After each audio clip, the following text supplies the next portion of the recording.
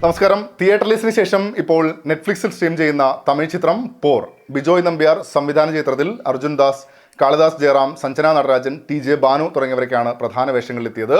ഈ ചിത്രത്തെക്കുറിച്ചാണ് ഇന്ന് നമ്മൾ മൺസൂൺ മീഡിയയിൽ സംസാരിക്കുന്നത്. ഒരു കോളേജിന്റെ പശ്ചാത്തലത്തിലാണ് ചിത്രത്തിന്റെ കഥ മുന്നോട്ട് പോകുന്നത്. സൂപ്പർ സീനിയറായ നായകനെ നമ്മൾ ആദ്യം പരിചയപ്പെടുന്നു. വൈകാതെ ജൂനിയറായി അടുത്ത നായകൻ വരുന്നു. അവർക്കിടയിലുള്ള പ്രശ്നങ്ങൾ പറയുന്ന സമയത്ത് തന്നെ ചെറുപ്പം മുതലേ അവർക്കിടയിൽ പ്രശ്നങ്ങൾ ഉണ്ടായിരുന്നു എന്നുകൂടെ പറയുന്നുണ്ട്. പിന്നെ കോളേജിലെ പ്രണയം, സൗഹൃദം, ശത്രുത, ഇലക്ഷൻ, അങ്ങനെ അടിയും പാട്ടുമൊക്കെയായി ഇങ്ങനെ പോകുന്നു.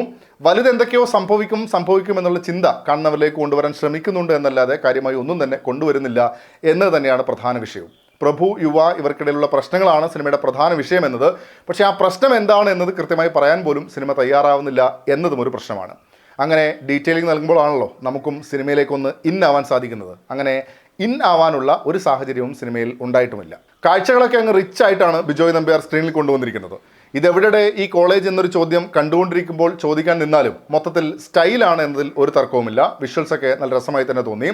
പ്രകടനത്തിൽ യുവയെ അവതരിപ്പിച്ച കാളിദാസ് ജയറാം കൊള്ളാമായിരുന്നു. എനർജറ്റിക് പരിപാടി തന്നെയായിരുന്നു. അർജുൻ ദാസിൻ്റെ കാര്യത്തിലെത്തുമ്പോൾ മുന്നേ പലയിടത്തായി കണ്ടതിൻ്റെ ഷെയ്ഡും കൊണ്ട് നടക്കുന്നു എന്ന് മാത്രം.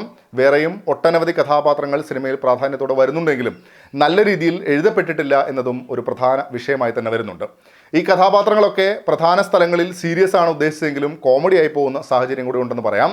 മേക്കിങ്ങിൽ സ്റ്റൈലിനപ്പുറത്തേക്ക് പിടിച്ചു നിർത്തുന്ന കാര്യമായി ഒന്നും തന്നെ കഥയിൽ സമ്മാനിക്കുന്നുമില്ല.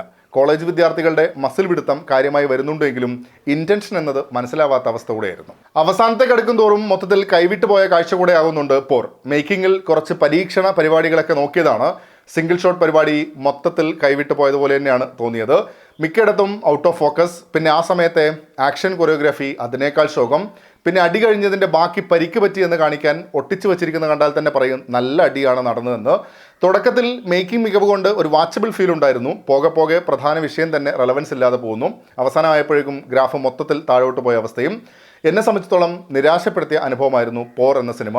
ക്യാമ്പസ് പൊളിറ്റിക്സ് ഒക്കെ പറയാൻ വന്നതും തീർത്തും ഇമ്പാക്റ്റ് ഇല്ലാത്ത അവസ്ഥ കൂടെയായിരുന്നു. നിങ്ങളും സിനിമ കണ്ടിട്ടുണ്ടെങ്കിൽ അഭിപ്രായങ്ങൾ കമൻറ്റ് ബോക്സിൽ പങ്കുവെക്കുന്നു വരുന്നു. അപ്പോൾ മറ്റൊരു സിനിമയുടെ വിശേഷങ്ങളുമായി നമുക്ക് വീണ്ടും കാണാം. അതുവരേക്കും ടേക്ക് കെയർ. Bye bye.